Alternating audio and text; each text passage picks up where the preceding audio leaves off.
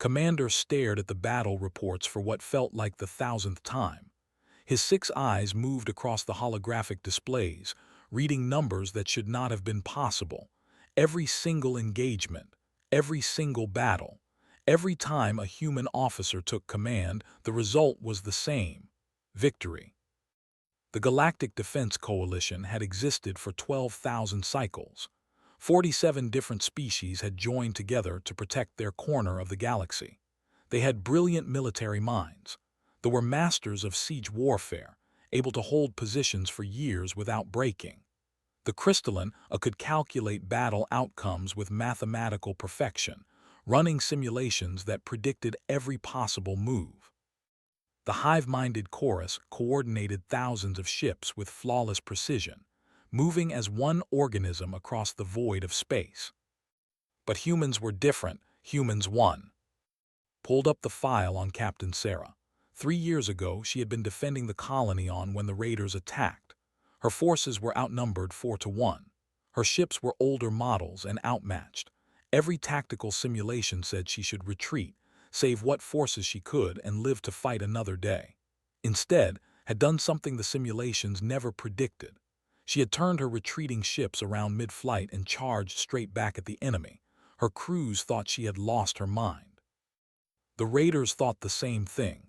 By the time they realized what was happening, had split their formation in half and was tearing through their command ships. She won with 30% casualties when she should have lost with 100%. Then there was Colonel James at the terminus gates. The enemy had him surrounded. His supplies were running low. He had enough ammunition for maybe 6 days of fighting. The enemy could have waited him out, but had turned the entire situation into a psychological war. He sent false supply ships. He broadcasted fake communications. He made the enemy think he had reinforcements coming. He made them think he had unlimited ammunition. He held that position for 6 weeks, and when relief finally arrived, he was down to his last 3 magazines and still making the enemy think he could fight for another month. Commander Wei at the Antares colonies was another impossible story. Had achieved total victory with 40% casualties, which sounded bad until you realized the enemy never understood they had lost until it was over. Had fought the battle in layers, using sacrificial units to make the enemy commit to attacks that left them exposed. By the time the enemy commanders realized the trap, had already won the war. The pattern was clear. Humans did not fight the way other species fought. They did not calculate acceptable losses and optimize for survival. They calculated unacceptable outcomes and then did whatever it took to prevent them, even if that meant taking risks that looked like suicide. They bent rules. They broke expectations. They turned losses into victories through sheer stubborn refusal to accept defeat. Had spent months preparing his proposal. He had gathered data from every human-involved engagement in the last century. He had consulted with military experts from 24 species. Everyone agreed that humans possessed something unique, something the coalition desperately needed. The other species called it different things: intuition, luck, tactical flexibility, the human factor. When finally presented his proposal to the Coalition Council, he kept it simple. He requested that human officers be assigned to lead mixed-species forces throughout coalition military operations. He expected arguments. He expected resistance. Humans were still relatively new to galactic society. They had only achieved faster-than-light travel 300 years ago. Most species in the coalition had been traveling the stars for tens of thousands of years. The human ambassador simply smiled and said they had been wondering when someone would ask. 6 months later, the first wave of human officers arrived at coalition military academies across the galaxy. They came in all varieties, young and old, experienced veterans and fresh graduates. They came from every continent on Earth and every human colony scattered among the stars. But they all shared one thing. They approached warfare with an attitude that made alien cadets uncomfortable and fascinated at the same time. Lieutenant Commander found himself assigned to as second-in-command. His commanding officer was Fleet Captain, a veteran with 90 cycles of military service, had specifically requested a human officer and now sat across from him in the ready room of their flagship.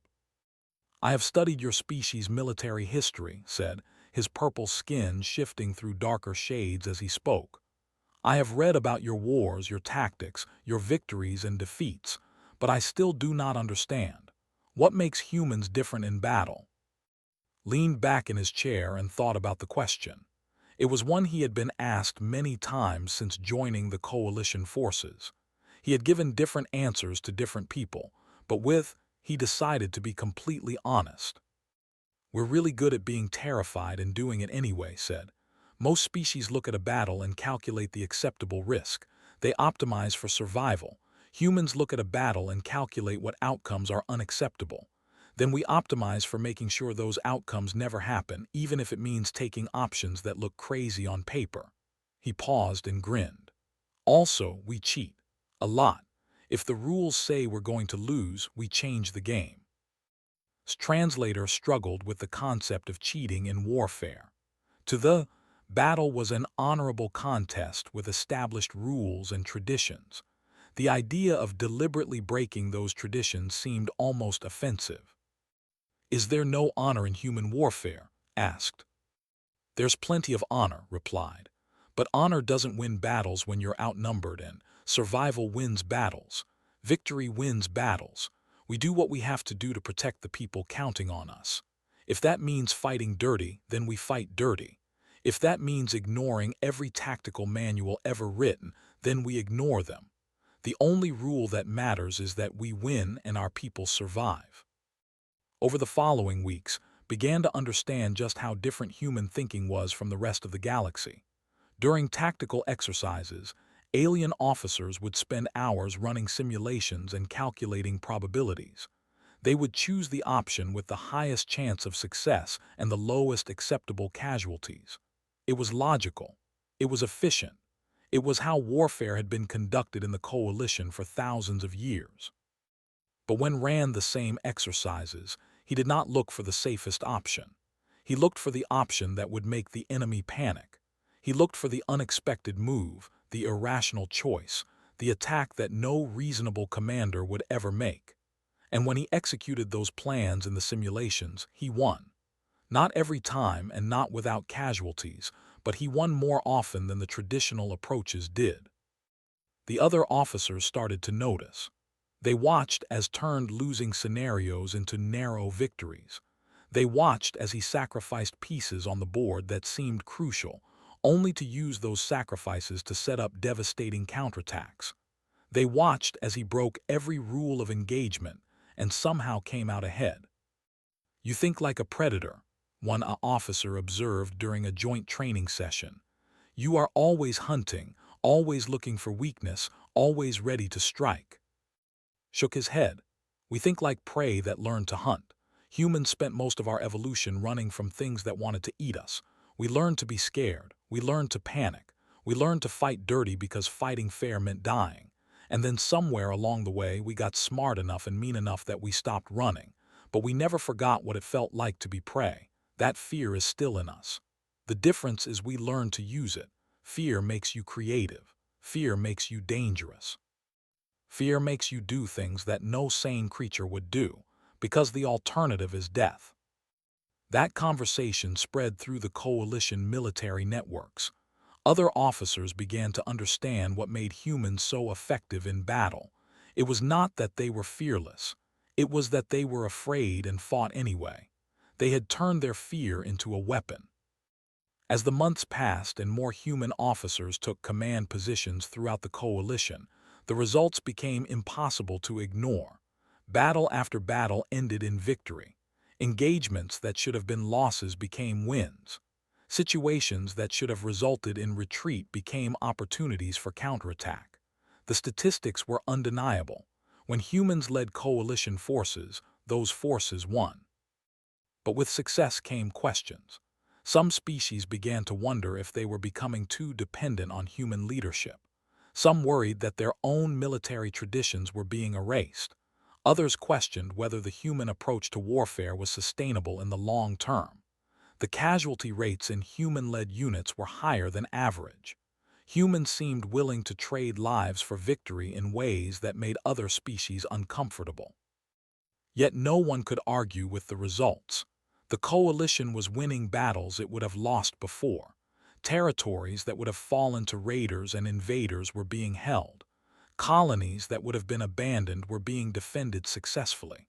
The galaxy was becoming safer, and it was becoming safer because humans were leading the way. Reviewed the reports from the first year of human integration into coalition forces. Every metric showed improvement. Victory rates were up. Response times were faster. Enemy forces were showing signs of caution when facing human-led units, changing their tactics to avoid engagement. The psychological impact alone was worth the integration effort.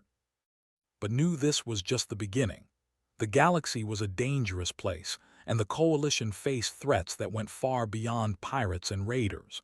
Somewhere out in the dark between the stars, ancient dangers still stirred. Automated war machines from extinct civilizations, entities that existed outside normal space, threats that had been dormant for but could wake at any moment. When those threats came, the coalition would need every advantage it could get. And that meant they would need humans, because humans did not just fight to survive. They fought to win, no matter the cost, no matter the odds, no matter what logic and reason said was possible. Looked at his 6 eyes in the reflection of his screen and wondered what his ancestors would think. They had built the coalition on principles of calculated warfare, acceptable losses, and rational strategy. Now they were trusting their fate to a species that threw calculation out the window and charged headfirst into chaos. But deep down, knew it was the right choice. Because when the darkness came, and it would come, the galaxy needed leaders who would stand in the gap and refuse to back down.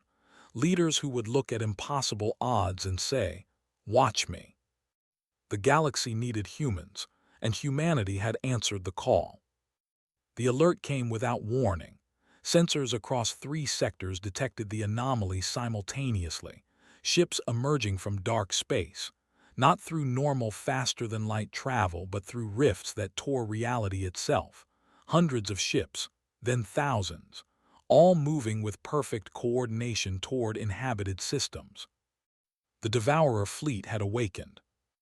No one knew who had built them or when. They were ancient, older than any current galactic civilization. Automated warships programmed with a single purpose: consume everything, break it down to raw materials, and build more of themselves. They had been dormant for millions of years, sleeping in the void between galaxies. Something had triggered their awakening protocol. 3 systems fell in the first week. The automated ships swept through like locusts, destroying everything in their path. Stations, colonies, ships, even the planets themselves were torn apart and processed. By the second week, 7 more systems had gone dark. Emergency broadcasts showed the same horrifying footage. Silver ships moving in perfect formation, weapons tearing through shields like paper, construction vessels gathering the debris and building more ships. The Galactic Defense Coalition mobilized every available force.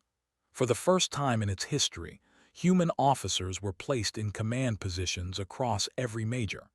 If the coalition was going to survive, it needed the people who knew how to win impossible battles. Admiral took supreme command from the carrier Indomitable.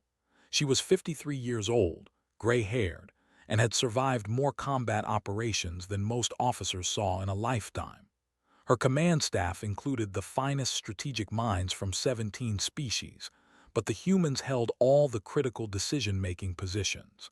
This was humanity's moment to prove that the coalition's faith had not been misplaced. The strategist, whose name humans translated as crystalline thought ascending, presented the analysis within hours. Its crystalline body flickered with patterns of light as it spoke. We have calculated optimal defensive formations. By establishing a layered defense in depth, we can slow the Devourer advance. Casualties will be significant, but we can ensure survival of at least 30% of coalition forces. This will allow for future counterattacks once we understand the enemy better. studied the projections for exactly 40 seconds. Then she dismissed them entirely. "We're not planning to survive," she announced to the assembled command staff. "We're planning to win. There's a difference." The room fell silent. The alien officers exchanged confused glances. 30% survival was considered an acceptable outcome in a conflict of this magnitude. What was the Admiral proposing? Crystalline thought ascending flickered with patterns that indicated confusion. "Admiral, the calculations show that aggressive engagement will result in 70 to 80% casualties. The defensive strategy preserves core forces for—" "Preserves what?" interrupted. Her voice was calm but firm. "These things self-replicate. They get stronger the longer we wait. Every ship they destroy becomes material for 3 more. Your math is perfect for a static problem, but this problem grows exponentially. In 6 months, your defensive strategy will face an enemy 10 times larger, built from the wreckage of our own ships." She pulled up a different projection, one that made several alien officers gasp. "We hit them now. We hit them hard. And we hit them in a way they're not programmed to expect. We're going to do something completely irrational." What became known as the Gambit violated every principle of sound military strategy. Instead of establishing defensive positions and making the enemy come to them, ordered the entire coalition fleet to attack. Not a probing attack, not a feint. A full-scale assault on the Devourer fleet's main formation with every available ship. "They're machines," explained to her senior officers.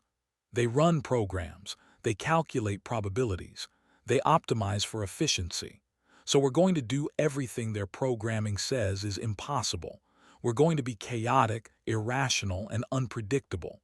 We're going to make them recalculate so many times their processors overheat." Captain Sarah received her orders while commanding a mixed-species destroyer squadron.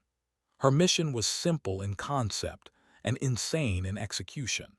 Take her squadron through the debris field of a disintegrating moon, use the debris for cover, and emerge behind the Devourer command node at point-blank range. Her weapons officer studied the plan and immediately objected. "Captain, the debris field is too dense.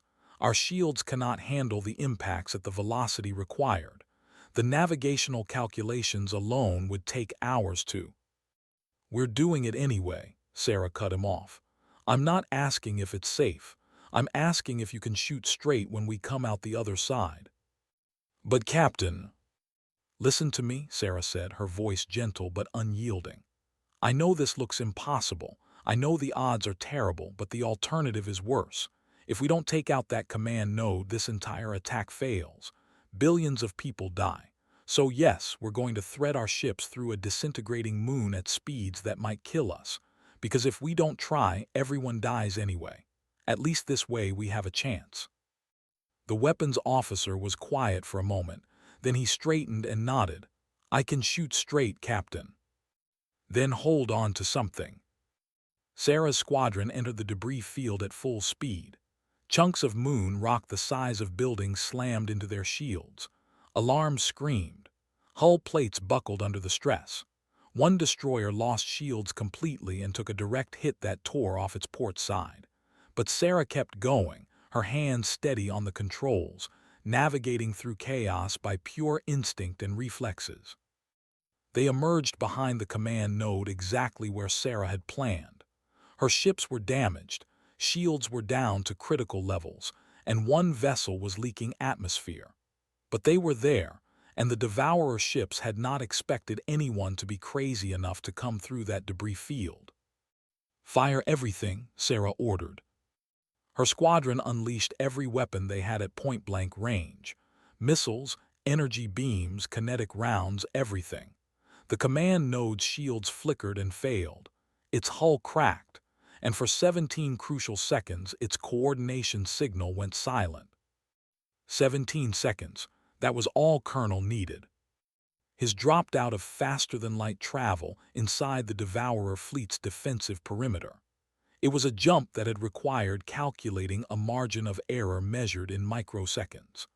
One tiny mistake, and they would have materialized inside a planet or another ship, or simply been torn apart by gravitational shear. His commanding officer had objected strenuously when proposed the maneuver. "You're insane. The probability of successfully executing that jump is less than 3%. We will die." Had grinned that infuriating human grin. "Never tell me the odds. It's bad luck." Then he had executed the jump anyway, because 3% was infinitely better than 0%, which is what they faced if they did not try. They materialized in perfect formation, right in the middle of the Devourer command structure. And because Sarah had given them those 17 seconds of disrupted coordination, the automated ships did not respond fast enough. Tore through the Devourer fleet's core like a blade through silk. They were outnumbered 50-1. They took horrendous casualties, but they kept going, kept firing, kept pushing deeper into the enemy formation. Because that was what humans did. They took the impossible mission and made it possible through sheer, bloody-minded refusal to quit. The battle raged for 16 hours.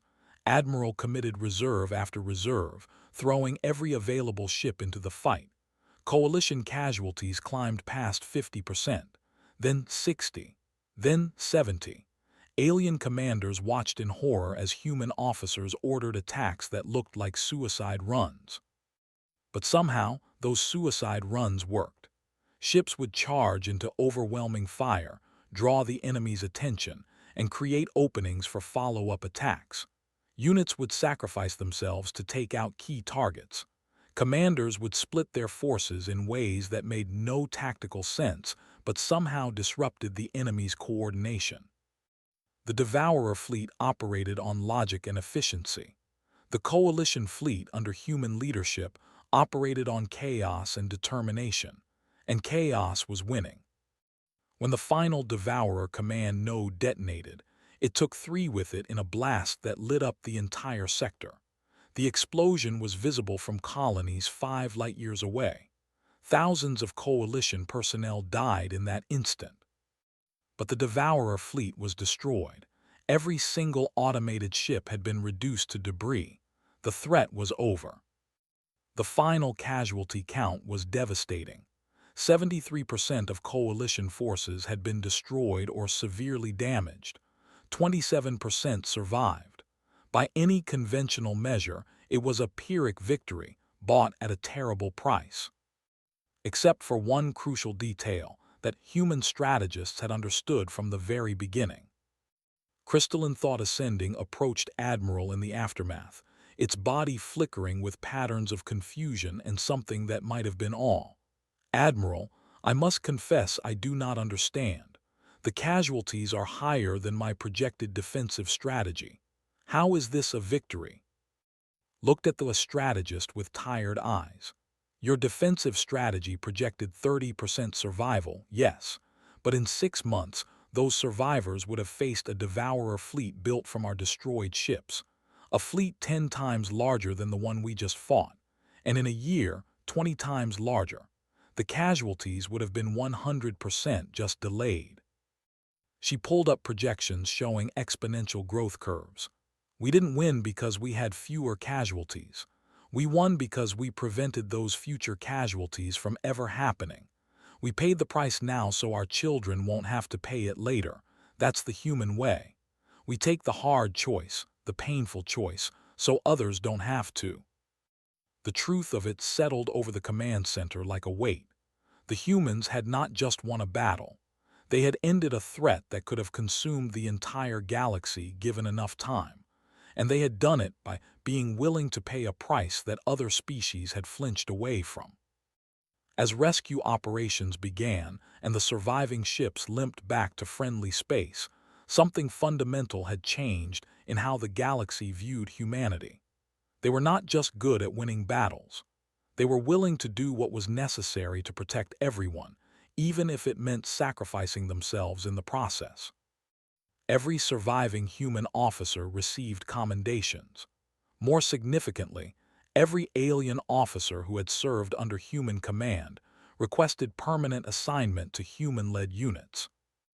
They had learned something that could not be taught in any academy. Sometimes the difference between victory and defeat was not about making the smart choice. It was about making the brave choice.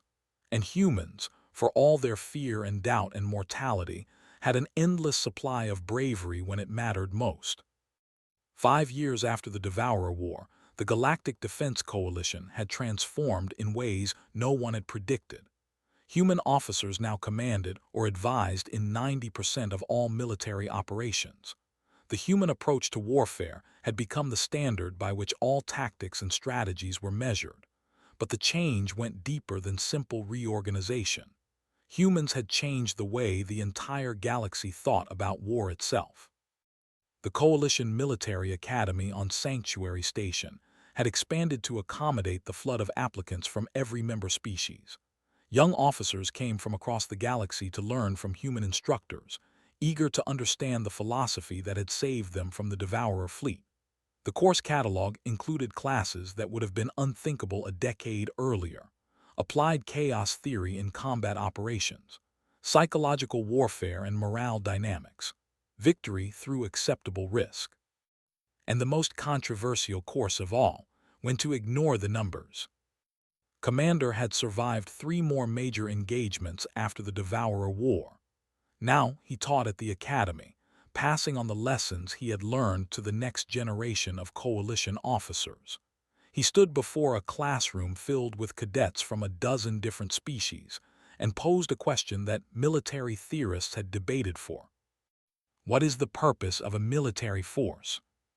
The answers came quickly from eager students: to defend, to deter, to maintain peace through strength, to protect the innocent, to serve the state. All correct answers according to textbooks and traditions stretching back thousands of years. Listened patiently, then shook his head. "Those are missions," he said. "I asked about purpose." He pulled up a holographic display showing casualty figures from the Devourer War. Every species in this coalition has lost warriors. Every species has mourned. Every species understands sacrifice. But humans approach military service from a different philosophical foundation. He met the eyes and optical sensors and telepathic fields of his students. "We believe the purpose of a military force is not to survive, but to make damn sure the people we're protecting do survive. Everything else is secondary to that purpose." A cadet flickered with confused patterns. "But Commander, that philosophy leads to the statistical outcomes we observed. Your species suffers disproportionate casualties in every engagement. Human officers are 3 times more likely to die in combat than officers of any other coalition species." "Yes," agreed simply. "That's true. Human-led units have a 40% higher casualty rate than units led by other species." He paused to let that sink in. "And a 97% victory rate compared to the coalition average of 68% before we arrived. So I ask you, is it better to survive a battle and lose the war, or to win the war even if you don't survive the battle?" A cadet with deep purple skin spoke up. "Is it worth it, Commander, the exchange of lives for victory?" The question hung in the air. Took his time answering because it deserved careful thought. "You're asking the wrong question," he finally said. "It's not about whether it's worth it. It's about understanding that someone has to be willing to pay the price when the alternative is extinction or slavery or genocide. Humans volunteer for that role because somewhere in our evolutionary history, we learned that sometimes you can't calculate your way out of a nightmare. Sometimes you just have to grab a weapon and charge into the darkness, knowing you might not come back but hoping you'll clear a path for everyone else." The classroom was silent as the implications settled over the cadets. This was the truth that the rest of the galaxy was still learning to accept. Humans did not win because they were smarter or stronger or more advanced. They won because when victory required someone to stand in the gap and hold the line regardless of personal cost, humans would volunteer. Every single time. Meanwhile, Admiral faced a different challenge. She stood before the Coalition Council, addressing representatives of 47 species who were proposing something unprecedented. They wanted to formally restructure the entire coalition military command, placing human officers in permanent command positions throughout all forces, with non-human officers serving in advisory and specialist roles. "I appreciate the confidence," said carefully, "but we need to address what this really means. If you do this, you're not just reorganizing your military. You're fundamentally accepting that your species will follow human judgment into situations where the math says you should turn back, where logic says to retreat, where every calculation shows that the safe choice is to compromise rather than confront." The thought ascending through clarity chimed in its crystalline voice. "We have analyzed the data exhaustively, Admiral. In every scenario, we have modeled human leadership produces superior outcomes. The logical conclusion is to restructure accordingly." "But you're not machines," countered. "You're people, cultures, civilizations with your own martial traditions going back thousands of years longer than humans have even existed. Are you really prepared to set all of that aside and trust humans with your children's lives? Because that's what you're asking. You're asking your people to follow humans into battles where we might all die, where we probably will die if that's what it takes to win." The chamber erupted in discussion. Dozens of voices in dozens of languages filled the air, but then stood, and the room fell silent out of respect for the veteran fleet commander. Admiral said, his chromatophores shifting through shades of deep purple that indicated strong emotion, "You ask if we trust humans with our children's lives. I served under Commander during the Devourer War. I watched him order a jump with a 3% survival probability. I thought he was mad. I thought we would die." He paused, and his skin shifted to a shade that humans had learned meant profound respect. "We did not die because Commander knew something I did not. He knew that 3% was infinitely better than 0%, which is what we faced if we did not try. My own offspring are now enrolled in coalition military academies, learning from human instructors. And yes, Admiral, I trust those instructors to teach my children something my species forgot somewhere in our long evolution. They will learn that courage is not the absence of fear. It is the decision that something else matters more than fear." The vote was unanimous. The restructuring passed with not a single dissenting voice. The coalition formally acknowledged what had become undeniable truth. In a galaxy where threats could emerge without warning and extinction was always one mistake away. Having leaders who would choose certain sacrifice over possible survival was not a liability. It was the only reason anyone survived at all. But the restructuring brought new challenges. Human officers found themselves responsible not just for winning battles, but for preserving the cultural identity and honor of species whose martial traditions stretched back. It was one thing to lead coalition forces to victory. It was another to do so while respecting the values and beliefs of 47 different civilizations. Captain Sarah found herself navigating this challenge when she took command of a Chorus hive fleet. The Chorus were a telepathically linked species that had fought as a unified consciousness for 10,000 years. They had never served under an individual commander before. The concept itself was alien to their nature. "How can one mind understand what the many need?" the Chorus asked her during their first meeting. Their voice was actually thousands of voices speaking in perfect harmony, creating a sound that made human ears ache. "I don't need to understand what the many need," Sarah replied. "I need to understand what the many can do. You move with perfect coordination. You process information faster than any computer. You can execute complex maneuvers that would take individual ships hours to coordinate. Those are your strengths. My strength is seeing opportunities that your unified consciousness might miss because I think differently. Together, we're stronger than either of us alone." The Chorus was silent for a long moment, processing her words through their shared mind. Then they spoke again, and this time there was something new in their harmonized voice: curiosity. "Show us how you think differently, Captain." Sarah did. Over the following months, she led the Chorus Hive fleet through a series of engagements against pirates raiding their borders. She used their perfect coordination in ways they had never considered. She split their formation into independent groups that acted on their own initiative, something the Chorus had thought impossible for their linked minds.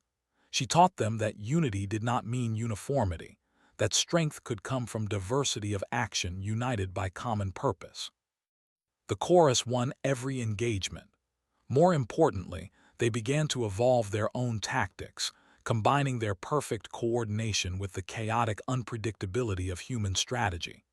They became something new, something neither purely Chorus nor purely human, but a synthesis that was stronger than either alone. Across the galaxy, similar stories played out. Human officers learned from the species they led, and those species learned from humans. They discovered that their honorable combat traditions could be adapted rather than abandoned, that there was honor in doing whatever it took to protect the innocent. They learned that not everything could be calculated, that sometimes you had to trust intuition and take the leap. The dozens of other species in the coalition each found ways to integrate human thinking with their own traditions. 10 years after the restructuring, historians began calling it the human century.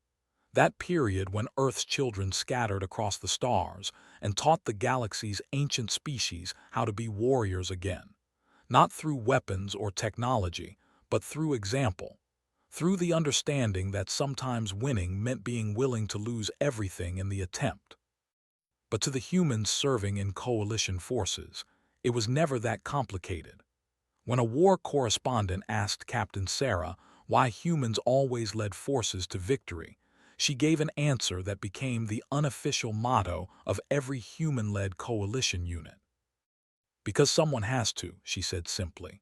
And we figured out a long time ago that if you're not willing to be that someone, you don't deserve to ask anyone else to do it either. So we volunteer. We stand in the gap. We take the impossible missions and turn them into improbable victories. Not because we're better than anyone else, but because in a universe that doesn't care whether we live or die, we decided that we care. We care enough to fight, to sacrifice, to lead from the front, and never ask anyone to take a risk we wouldn't take ourselves. She paused and then smiled, a very human expression that her alien crew had learned to recognize. Plus, we're really stubborn. That helps a lot. The correspondent asked one more question. Do you ever get scared? Before a battle, when you know the odds are bad, do you ever doubt? Sarah's smile faded, replaced by something more serious. Every single time. I'm terrified before every battle. I doubt every decision. I lie awake at night wondering if I'm going to get my people killed. But here's the thing about fear and doubt. They don't stop you from doing your job unless you let them. I'm scared, yes. But I'm more scared of what happens if I don't fight. I'm more scared of letting down the people counting on me. So I take that fear, I acknowledge it, and then I do my job anyway. That interview spread across the galactic networks. It became required viewing at coalition military academies because it captured something essential about human leadership. It was not that humans were fearless. It was that they fought despite their fear, and that made all the difference.